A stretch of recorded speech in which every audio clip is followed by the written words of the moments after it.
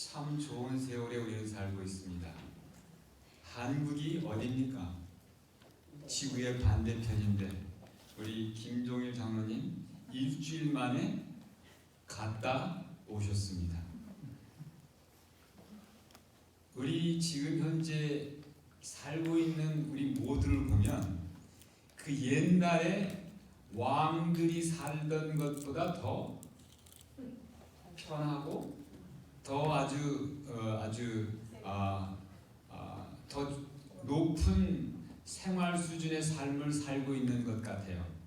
이제 더군다나 이제 우리 장로님을 통하여 우리 한국이 그렇게 발전하고 그렇게 아주 모든 사람이 부러워하는 나라가 됐다는 얘기를 들으면서 참으로 참 우리가 이런 것을 보고 우리 마음이 한국으로 돌아가야 되겠구나, 여기 이민해야 되겠구나 하는 그런 대로 마음을 뺏기는 게 아니라 세상도 이런데 하늘은 얼마나 더 좋을까 해서 그런 걸 보면서 우리는 하늘에 대한 우리의 사모함과 소망을 더욱더 굳건히 가지는 저와 여러분 되시길 바랍니다. 자, 오늘 우리가 말씀을 통하여 은혜를 받을 말씀의 주제는 내가 누구냐 하는 말씀입니다. 내가 누구냐? 내가 누구냐라는 얘기는 참으로 우리 인간들이 늘 들어야 하고 또 했던 아주 근본적인 문제예요. 우리가 어렸을 때 과연 나는 누구일까? 나는 어디서 와서 어디로 가는 어느 존재일까? 나의 존재는 어디에서 시작됐을까 하는 그러한 얘기들을 많이 생각해봤던 여러분들이 그 기억이 날 줄 믿습니다.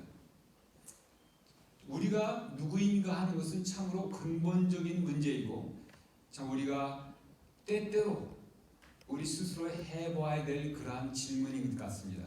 그러나 오늘은 이 말씀 속에서 내가 누구냐라고 하는 말씀들을 살펴보면서 과연 우리가 하는 질문뿐만 아니라 우리 주님께서 우리에게 혹시라도 우리에게 내가 누구냐라고 하는 그러한 음성이 지금 우리 마음에 들려지고 있지 않은가 하는 생각을 해보는 그러한 시간을 갖고자 합니다.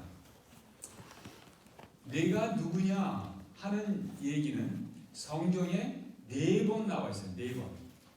그런데 제일 첫 번째로 보면 창세기 27장 18절에 이삭이 야곱에게 내 아들아 내가 누구냐, 이 사건은 여러분들이 잘 아시는 것처럼 창세기 27장이 야곱이 자기 아버지 이삭을 속이는 사건 속에서 나온 얘기예요.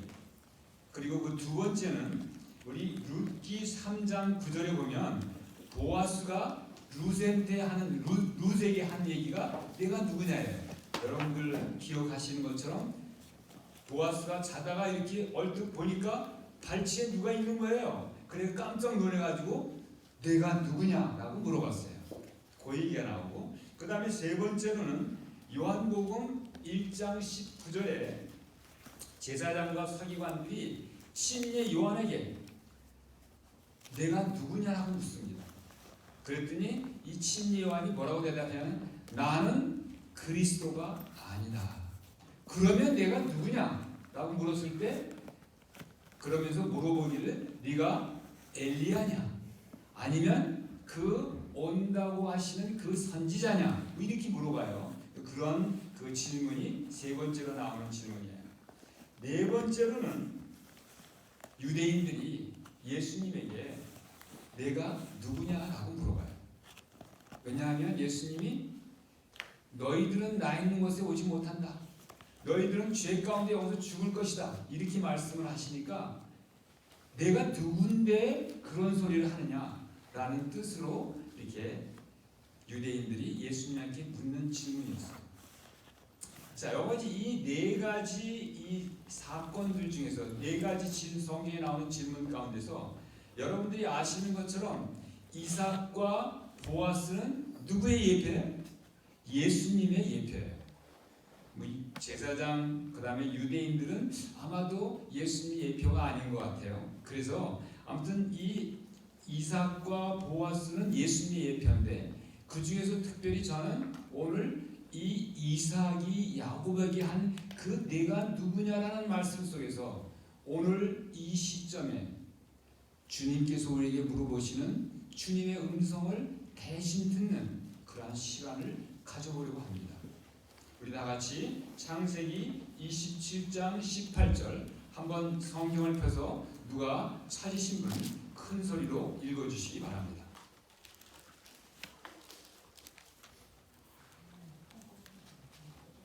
야곱이 아버지에게 나아가서 내 아버지여 하고 부른데 가로되 내가 여기 있노라. 내 아들아 내가 누구냐? 예, 아까 말씀드린 대로 이 장면은 야곱이 자기 아버지 이삭을 속이기 위하여 이제 속이는 그 장면의 첫 번째 이제 나오는 그러한 말씀입니다. 자, 이 말씀을 조금 이해하기 위해서 이 말씀의 배경에 대해서 잠시 말씀을 드리려고 합니다. 이 말씀이 어떻게 배경을 보면 여러분들 오늘 교과 공부에도 우리 공부했지만 이 성경의 우리 부조의 가장 맨 처음에 나오는 부조가 아브라함과 그리고 이삭과 야곱입니다. 그런데 여러분들 아시는 것처럼 이삭이 그 부인 리브가를 얻어서 그 다음에 아기를 낳는데 이 결혼을 이삭이 몇 살에 결혼했냐 하면 40세에 결혼했어요. 이삭이. 그런데 20년 동안 아이가 없었어요. 그래가지고 하나님께 아이를 좀 달라고 하나님께 이삭이 간절히 기도했더니 리브가한테 보니까 애가 들어섰는데 보니까 쌍둥이에요. 쌍둥이가 서로 뱃속에서 싸우는 거예요. 그걸 보고 이 리브가가 마음 가운데 굉장히 이렇게 걱정도 되고 그 다음에 이제 마음 가운데 이게 좀 이렇게 신경이 쓰여서 하나님께 여쭙니다. 아니 도대체 내 뱃속에 아이가 둘이 들어있는데 이 아이가 뱃속에서부터 싸우니 이게 어찌된 일입니까? 하고 이제 불안해서 이제 하나님을 기도했더니 이 리브가인데 하나님이 이 말씀하시기를 내 태중에 두 민족이 들어있구나. 그런데 큰 자는 작은 자를 섬기리라 이렇게 말씀하세요. 그러니까 이 얘기는 누가 들은 거냐면 이삭이 들은 얘기가 아니라 리브가가 들은 거예요. 자, 그래서 이제 여기서 일이 시작이 됩니다. 자, 그래가지고 그런데 이제 그래서 태어났어요. 에서하고 여러분들 아시는 것처럼 야곱이 태어났는데 에서가 형이고 야곱이 동생이에요. 그러나 형하고 동생이라고 해가지고 진짜 나이 차이가 있는 건가요? 쌍둥이니까 단지 먼저 나왔다는 것 뿐이에요. 그러나 이 유대인의 그 관습에 따르면 장자가 특별한 축복을 받게 돼 있고 장자의 특권이 굉장히 많아요. 그래서 유산도 다른 형제들보다 2배를 유산을 받고 아무튼 장자에 대한 정이 있는데 그것이 뭐냐면 바로 간발의 차이였다는 거예요. 간발. 그러니까 아시는 것처럼 이 쌍둥이니까 나오는 순서가 먼저 나오냐 또 나중에 나오는 거에 따라서 이 장자냐 그 다음에 또 형이냐 동생이냐 갈라지는 거니까 이 야곱과 그 에서가 뱃속에서 왜 싸웠을까요? 먼저 나오려고 서로 싸운 거예요. 그런데 보니까 먼저 나온 게 누구냐면 에서가 먼저 나온 거예요. 그런데 이 에서는 먼저 나와서 장자가 됐음에도 불구하고 이 장자권을 소홀히 여겼어요. 그거 별거 아니고 그거에 대해서 크게 아주 저기 하지 않은데 반면에 야곱은 그 장자권을 굉장히 아쉬워했어요. 내가 장자가 돼야 되는 건데 이렇게 생각을 하면서 그 장자권에 대한 그런 자기의 그 애틋한 생각을 수시로 표현하면서 급기야는 무슨 일까지 생겨요? 팥죽 한 그릇을 이용해 가지고 이 말로라도 자기 형 에서한테 이 장자권을 뺏는 일까지 생깁니다. 그런데 이제 여기에 이 가정 문제인데 가정에서 어떠한 적이 있었냐면 이삭은 에서를 편애했어요. 에서를 좋아했어요.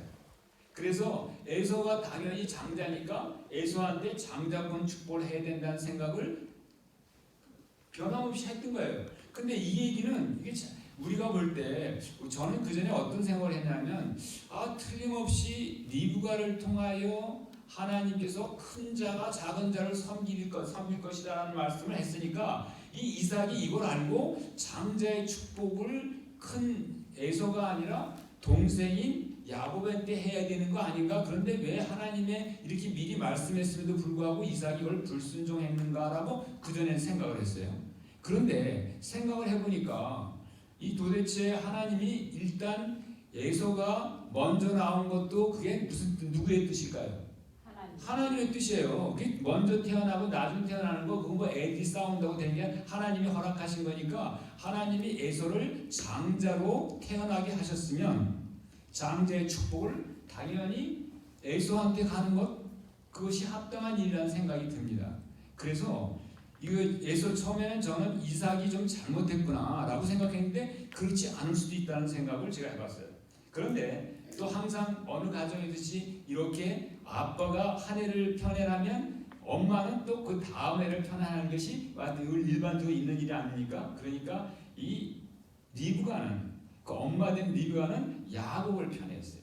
그래가지고 이 리브가는 생각에 항상 하나님의 뜻도 그렇고 그리고 자기가 야곱을 편애하니까 장자권을 야곱한테 주는 것이 합당하다라는 생각을 항상 하고 있었어요. 그러는데 어느 날 하루를 보니까 이제 이삭이 여러분들 이삭이 몇 살까지 살았는지 아세요? 이삭이 180세까지 살았어요. 요 지금 세 우리의 믿음의 조상들 중에서는 제일 오래 살았어요. 그런데 이 이삭의 형이 누구냐면 여러분들 아시는 것처럼 이스마엘이에요. 이스마엘이 몇 살에 죽었냐면 137세에 죽었어요. 137세에 이스마엘이 죽었는데 이스마엘하고 이 이삭하고는 나이 차이가 얼마나 되나요? 14년이 차이가 나요. 14년. 14년이 차이인데 이제 이스마엘이 죽고 난 다음에 14년이 지난 다음에 이 이삭이 자기 형 이스마엘이 죽은 나이에 딱 도착한 거예요. 그런데 보니까 이 자기가 137세가 됐는데 이 이삭이 눈도 어두워도 잘 보이지 않고 완전히 이제 내 이러다가 금방 죽을 수도 있겠구나 하는 생각을 했던 거예요. 그래가지고 내가 죽기 전에 이 장자의 축복을 하고 죽어야 되겠구나 라는 생각을 한 거예요. 그래가지고 이제 어느 날 갑자기 그 생각이 들어가지고 이 이삭이 에서한테 야, 너 가서 내가 좋아하는 그 짐승을 잡아다 나한테 별미를 만들어라. 그러면 내가 너에게 마음껏 장자의 축복을 하겠노라. 이렇게 얘기한 거예요. 그런데 그 소리를 이제 옆에 있었던 리브가 부인이 들은 거예요. 부인이 듣고 나서 그 다음에 이거를 가지고 이제 여러분들이 잘 아시는 것처럼 야곱의 사기 사건이 시작이 되는 거예요. 이제 그런데 자 이삭이 137세라 여기 있어요. 137세였으면 저기 에서와 야곱은 몇 살이었을까요? 에서와 야곱은 몇 살이었어요? 한번 생각해 보세요. 이 이삭이 40세에 결혼을 했어요. 그리고 20년 동안 아이가 없었는데 60세에 아이가 태어났어요. 그러니까 이삭이 137세가 됐으면 야곱과 에서는 몇 살이었을까요? 77세예요. 77세. 그러면 77세면 그 당시 나이를 할지라도 나이가 많이 들은 건가요? 안 들은 건가요? 많이 들은 거예요. 여러분 한번 생각해 보세요. 이 아브라함이 맨 처음에 아들이 없어가지고 그 다음에 그 처음에 아들의 약속을 받았을 때 나이가 75세예요. 그러면 그리고 그 다음에 85세쯤 돼가지고 이제 늙었다 생각이 드는데 지금 이 야곱의 나이는 77세인데 그때까지 야곱이 결혼했나요? 안 했나요? 안 했어요. 77때까지. 그런데 에서는 어땠냐면 에서는 40세에 결혼했어요. 그것도 누가 하냐면 그 부모의 뜻에 반대되게 가나안 여자 둘을 취해가지고 결혼했어요. 그랬더니 이 가나안 여자 때문에 이삭하고 리브가가 마음고생을 많이 했어요. 그래가지고 이런 걸 보면서 나는 이 야곱이 나는 절대로 가나안 여자하고는 결혼하지 않고 우리 부모님이 좋아하는 그러한 우리 친족하고 결혼을 해야 된다는 생각을 했던 것 같아요.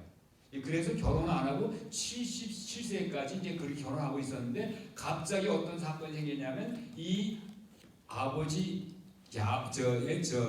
이삭이 장자 축복을 하는 사건이 생겨가지고 큰일 난 거예요. 그래가지고 그때 이제 인간의 꾀를 나가지고 여러분들 잘 아시는 것처럼 사기 사건이 생기게 되는 겁니다. 자, 그래서 우리 지금 말씀드린 대로 그래서 이삭이 죽음에 대한 두려움으로 이 죽기 전에 장대 축복을 원해서 이 사기 사건이 생기는데 이것이 바로 오늘 이제 이삭이 야곱한테 하는 그 내 아들아 너는 누구냐 하는 그 말에 대한 이 배경 설명이었습니다. 자, 우리가 이제 이 말씀을 조금 더 살펴보면서 과연 내가 누구냐라는 소리를 왜 이삭이 야곱한테 했을까 하는 것들을 한번 살펴보려고 합니다. 여러분들 지금 방금 읽은 것처럼 야곱이 이제 그 아버지께 나아가서 내 아버지여라고 부르니까 이 이삭이 대답하기를 내 아들아 그렇기는 했는데 내 아들아 아버지라고 부르니까 내 아들아라고 대답을 하겠는데 이삭에 들어보니까 이 눈은 잘 안 보이고 들어보니까 이게 소리가 누구 소리 같았나요? 야고보. 아니 이 지금 뭐냐면 지금 이제 이 이삭이 기다리고 있는 그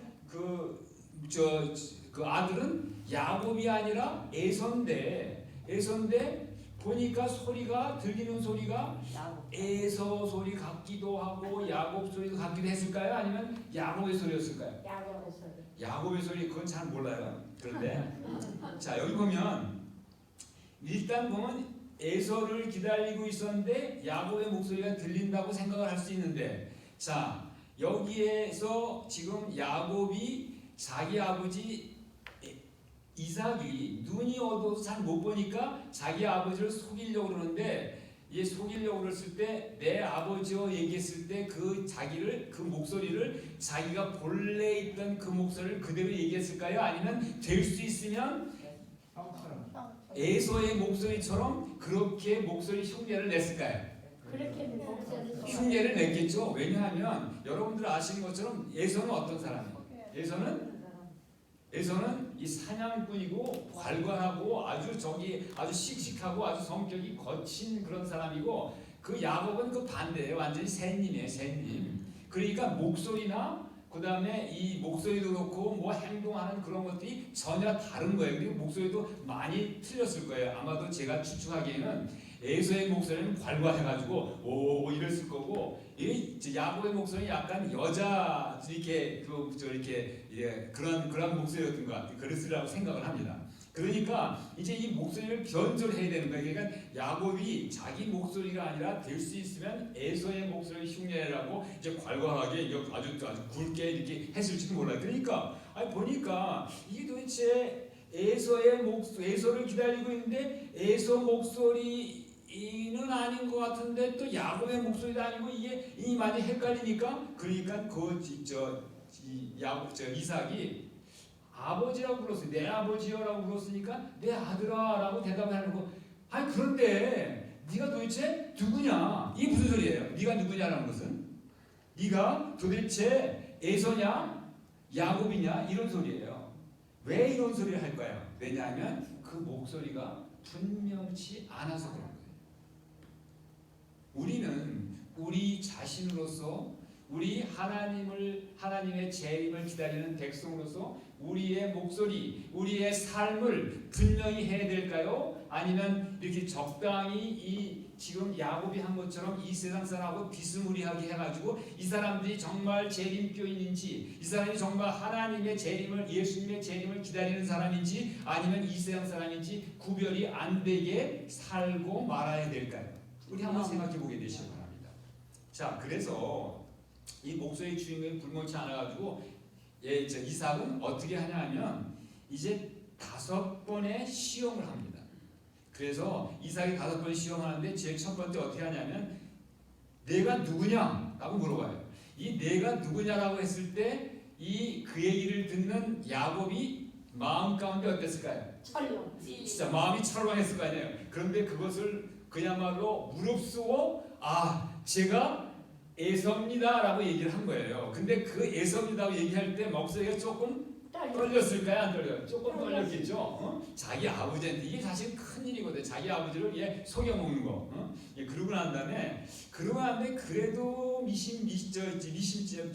그래도 어쩌면 이렇게 약간 이게 마음 가운데 의심이 생기니까 두 번째로는 어떻게 하면 내가 어떻게 이렇게 짐승을 속히 잡았느냐라고 물어봐요. 그랬더니 또 거기다가 또 둘러대는 거야. 이러한 그 질문을 야곱이 예상했을까요? 못했을까요?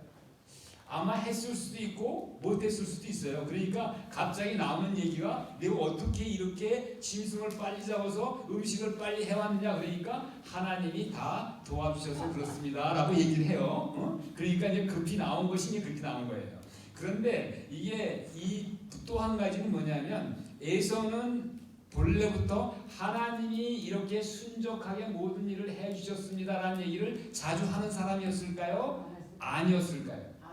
에서는 하나님 얘기 별로 안 하는 사람이었고 요 얘기는 이게 에서가 하는 얘기가 아니라 야곱이 할 얘기인데 하나님 얘기를 하네. 그러니까 이삭이 또 의심이 또 생긴 거예요. 그러니까 이제 이삭이 너 좀 가까이 와봐. 내가 한번 만져볼게. 근데 요거는 미리 예상을 했어요. 그래가지고 이 리브가가 거기다가 이 손에다가 뭐냐면 그 염소 가죽을 씌워가지고 왜냐하면 에서는 털북생이었어요.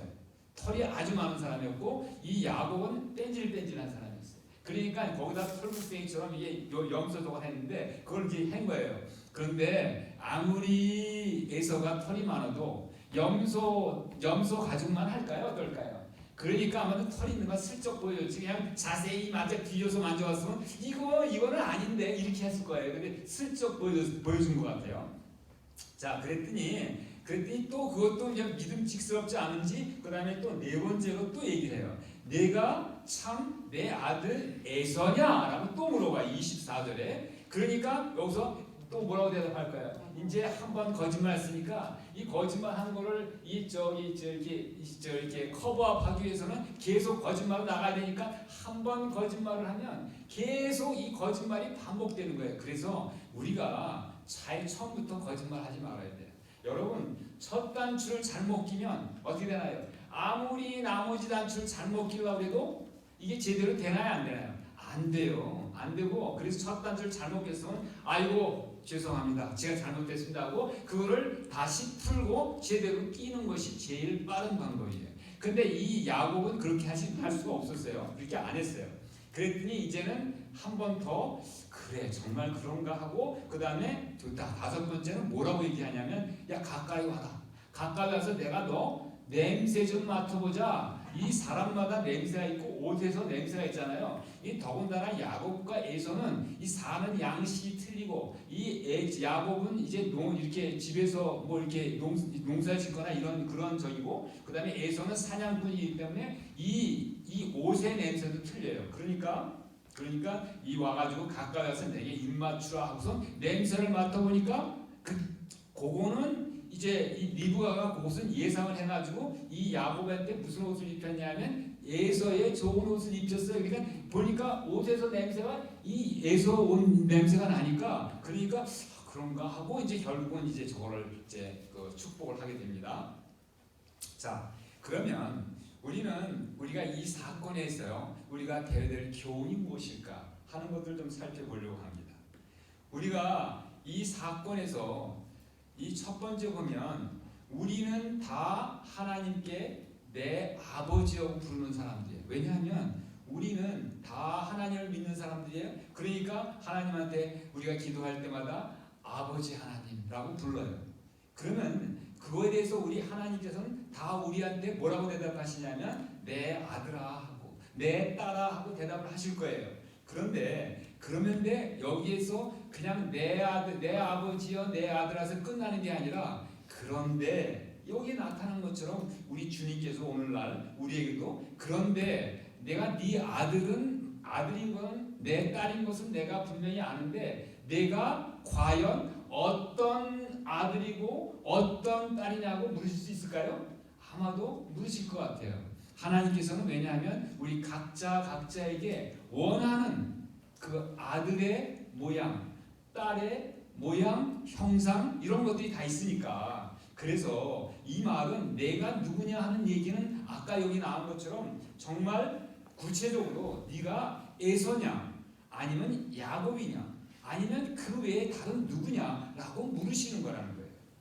그래서 우리는 이렇게 물으면서 우리 하나님께서는 이 이삭은 이게 지금 야곱인지 에서인지 몰라서 그렇지만 우리 주님께서는 우리가 누구인지 몰라서 물으실까요? 너무나 잘 아시죠? 그러나 주님께서 우리한테 이것을 물어보시는 이유는 뭐냐면 우리 스스로 그거에 대한 스스로 질문을 찾고 너희가 우리로 하여금 하나님께서 우리 주님께서 원하는 사람이 좀 되었으면 좋겠다는 하나님의 간절한 바람으로 우리에게 이렇게 오늘날 내가 누구냐라는 그러한 질문을 하신다고 생각을 합니다. 자, 그래서 이에 대한 우리가 이 이삭이 이 야곱한테 5번 질문을 해서 그걸 시험을 해봤던 것처럼 우리 삶 가운데 하나님께서는 여러 가지 시험을 허락하세요. 근데 그 시험을 통해서 우리를 하나님께서 원하시는 우리 주님께서 원하시는 우리의 모양으로 꼴 지으시기 위하여 우리 하나님께서는 우리에게 시험들을 허락하십니다. 자, 그래서 우리가 에서와 야곱을 한번 좀 더 자세히 살펴보려고 합니다. 에서는 여러분들 아시는 것처럼 아예 낳을 때부터 장자권을 자기가 어떻게 한 게 아니라 그냥 낳아보니까 이 장자가 된 거예요. 그런데 그 장자권이 별로 중요하다고 생각하지 않았어요. 그런데 막상 이 장자권을 잃어버릴 처지가 되니까 뒤늦게 후회를 하고 결국은 아무리 후회하고 통곡을 하고 방송대곡을 해도 결국은 그 장자권이 돌아오지 않았던 거예요. 자, 이걸 통해서 우리가 다 하나님의 백성으로 부르심을 다 받았어요. 그런데 이 우리한테 주신 하나님의 백성으로서 하나님께 주신 이 하늘의 이 위대한 소망을 우리가 귀하게 여기지 아니하고 소홀히 여기면 우리도 이 에서처럼 이 귀한 하늘에 대한 소망을 잃어버릴 수 있다는 거예요.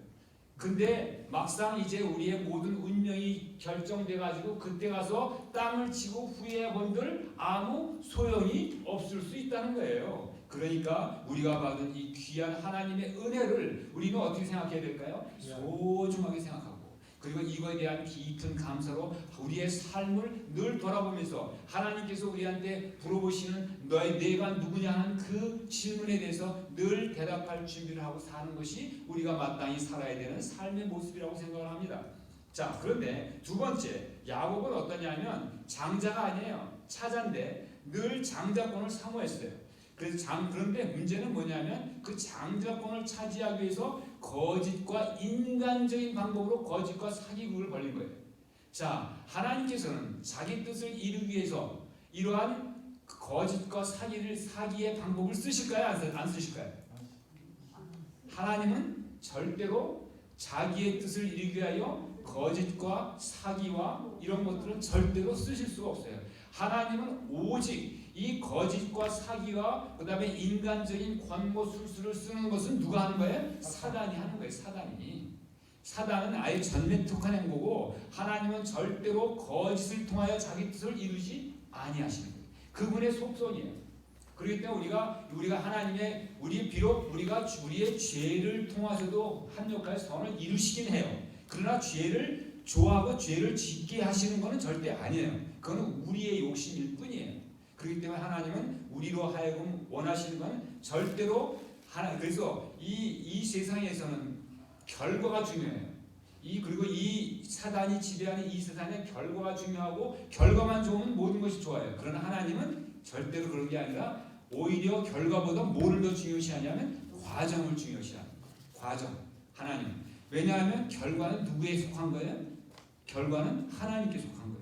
우리가 여러분들 아시는 것처럼 아무리 열심히 일을 하고 아무리 열심히 그냥 돈을 벌려고 해도 돈이 잘 벌어지는 사람도 있지만 아무리 열심히 해도 돈이 잘 안 벌어지는 사람도 있어요. 그 뭐냐면 그 결과는 누가 주시는 거는 하나님이 주시는 거라는 거예요. 그래서 하나님은 우리한테 요구하시는 것이 우리의 과정에 충실하고 정직하고 과정에 진실되기를 원하시는 거예요.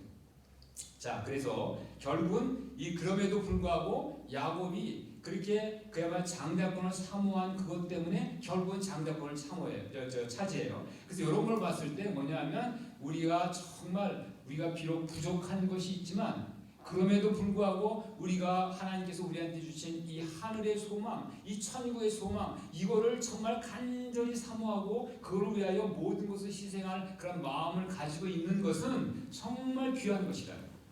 그래서 이 야곱이 장자권을 사모해서 결국은 그가 잘못된 인간적인 방법으로 그것을 차지했지만 결국은 하나님께서 그걸 허락하시는 걸 봤을 때 우리가 여기서 배워야 될 교훈은 바로 우리 하늘에 대한 소망, 이걸 정말 귀하게 생각하고 그걸 통하여 하나님께 뜨겁게 감사를 드리는 거예요. 그런데 자, 여러분, 이 하나님께서 야곱한테 기대했던 것은 어떤 것일까요? 야곱이 정말 우리가 다 아는 것은 이렇게 인간적인 방법으로 장자권을 에서한테 뺏는 것을 하나님은 절대로 원치 않으셨어요. 그러면 어떤 걸 원하세요? 어떠한 야곱을 하나님은 기대하셨을까요?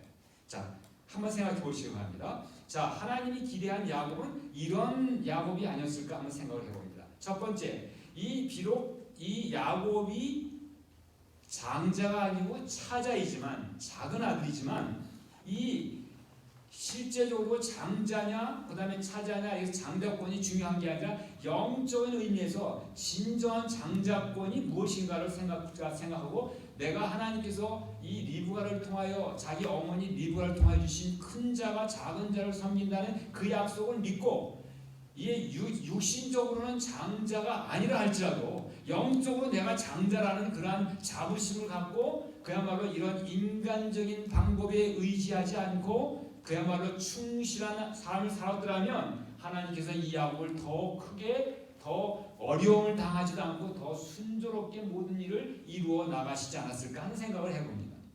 자, 그래서 어머니 리브가를 통해 주신 그 언약을 진짜 믿고 자, 이걸 보면 여러분 야곱이 진짜 믿음의 사람이었나요? 아니었나요?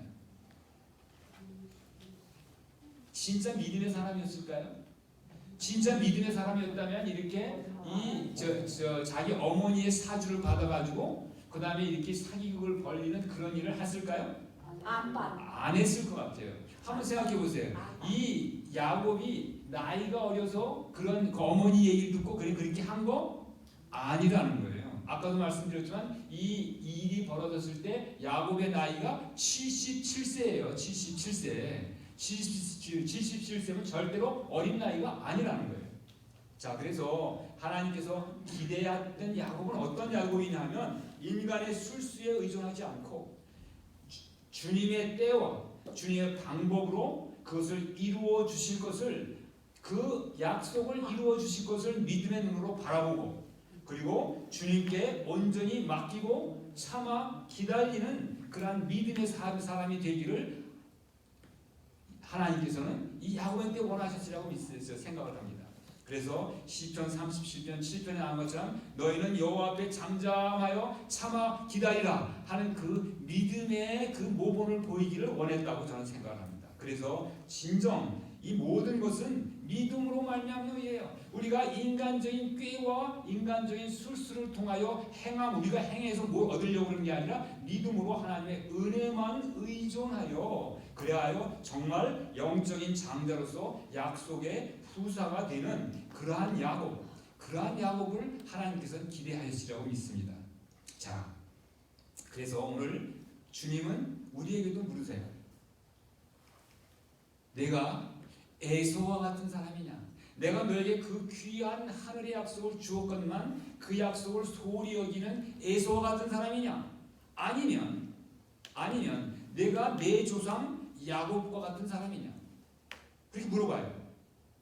아니면 내가 내 조상 야곱보다 더 나은 진정한 믿음의 사람이냐라고 물으신다고 생각을 합니다. 만약 하나님께서 이렇게 우리에게 너희들이 지금 에서냐? 아니면 야곱과 같은 사람이냐? 하늘에 대한 소망은 야곱과 같이 하늘의 소망은 아주 귀하게 정말 간절히 사모하지만 그러나 그것을 이루기 위하여 인간적인 술수를, 인간적인 행위를 의지하는 그러한 야곱이냐? 아니면 이 믿음의 조상 야곱보다 훨씬 더 진정한 믿음의 사람으로서 그러한 내 백성이냐라고 물으십니다. 이거에 대한 우리의 대답은 여러분들 각자 스스로 질문하시고 스스로 대답해 보시면서, 우리가 때에 따라서 과연 나는 하나님께서 이러한 질문을 하신다면 나는 과연 어떠한 대답을 할 수 있는 사람인가 한번 생각해 보시기 바랍니다. 캐나다에 성 앤이라고 그러는 한 성자라고 그러는 아주 훌륭한 분이 살고 있었어요. 이 사람이 아일랜드에서 이제 이민 온 분인데, 이 성 앤이라고 하는, 세인트 앤이라고 하는 그런 사람이 이제 그런 분이 어렸을 때 있었던 일이에요. 그 당시 그녀는 어렸을 때 대단히 잔인한 주인 부부 아래서 매우 아주 혹독한 아주 이렇게 일을 하고 있었어요. 아주 그 월급은 금년은 아주 조금 주면서 아주 험한 일을 했는데, 그 험한 일이란 뭐냐면 그 어린 소녀에게 1마일이나 떨어진 그 밑에 있는 그 가파른 언덕을 위에 올라가서 거기서 샘에서 물을 길어오는 그런 일을 했어요. 그런 일을 했는데, 근데 그 근처에 한때는 가까이 샘이 있었어요. 샘이 있었는데 이제 그 샘이 말라버렸고 그냥 여려했던 그 샘은 그냥 이렇게 마른 상태로 방치돼서 이 소녀가 1마일, 여러분이 1마일이면 얼마나 멀어요?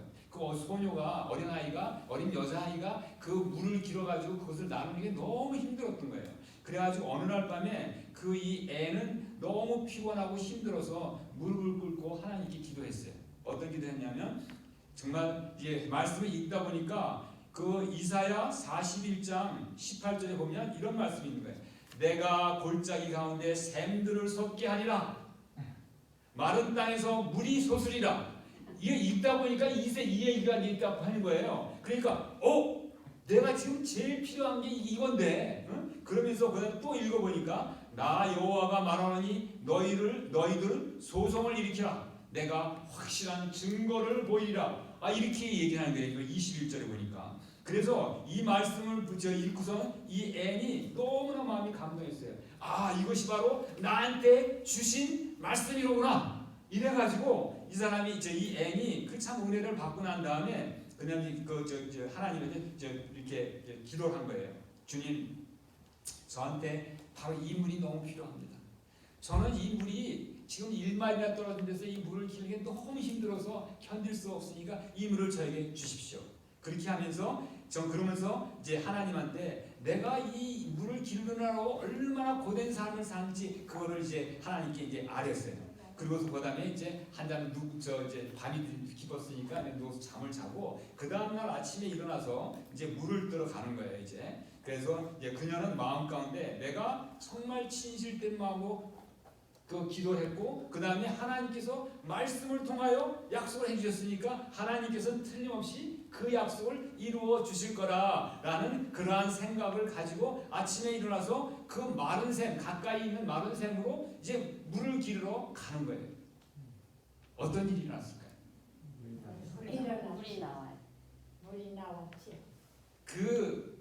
거기 보니까 어떤 일이냐면 근데 그래서 샘에 물을 기르러 가는데 옆에 있는 사람이 뭐라고 그러냐면, 아니 너 아침 일찍 어디로 가? 그랬더니 저기 샘에서 물 기르러 가요. 그렇게 얘기한 거예요. 그랬더니 그 샘은 벌써 말라가지고 벌써 물이 없어진 지가 벌써 몇 년이 됐는데 거기에 물 기르러 간다는 게 말이 되냐? 그래서 이제 오히려 꾸짖었어요. 그렇지만 이 애는 이게 생글생글 웃으면서 거기를 그냥 가는 거예요. 갔더니 어떤 일이 생겼냐면요, 가보니까 샘 속에 물이 83피트나 되는 깊은 맑고 찬 물이 쫙 있었던 거예요. 그래서 거기서 물을 길어 오는 거예요. 자, 여러분, 하나님께서 언제 마른 우물에 물을 채워주셨을까요? 언제?